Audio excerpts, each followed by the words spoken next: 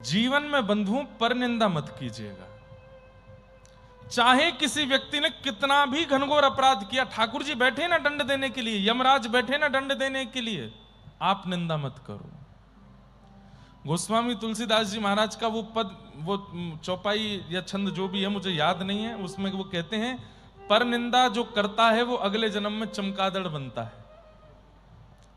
शाम को जब आप लोग जाओगे कथा के 6-7 बजे गोदावरी के तट पे हजारों चमगादड़ जाती हैं रोज।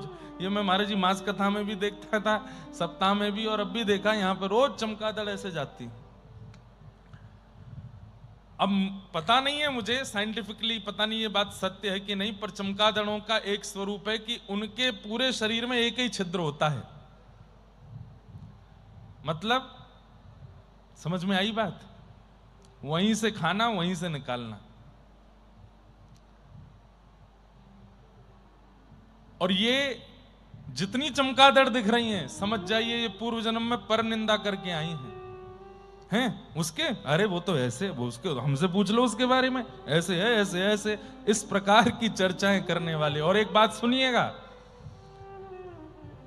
यहां बैठा हर व्यक्ति वो कर चुका है पर निंदा। इसलिए महाराज जी मौन ही रहते हैं कि निंदा स्तुति होगी ही नहीं।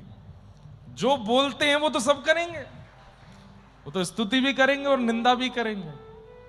पर एक बात हम आपको बहुत स्पष्ट रूप से बता रहे हैं, हम बहुत अभिमानवश नहीं कह रहे हैं, पर महाराज जी भागवत जी की इतनी कृपा, इस व्यासपीठ की कृपा से हमसे निंदा ना होती है ना सुनी जाती है। हमसे अगर कोई आके कुछ कहता भी है ना, आपको पता है वो उन व्यास जी का ऐसा ऐसा कुछ सुनने में हमसे मत कहो भैया। और कोई हमारी भी करता है तो हम ठीक है भैया आप प्रसन्न रहो, करके आपको सुख मिलता है कह दो, जो कहना है कह लीजिए। हमारे लाल जी जानते हैं, हमारे गुरुदेव जानते हैं, हम जानते हैं, और औरों को बताने की क्या आवश्यकता। पर निंदा नहीं करना कभी भी।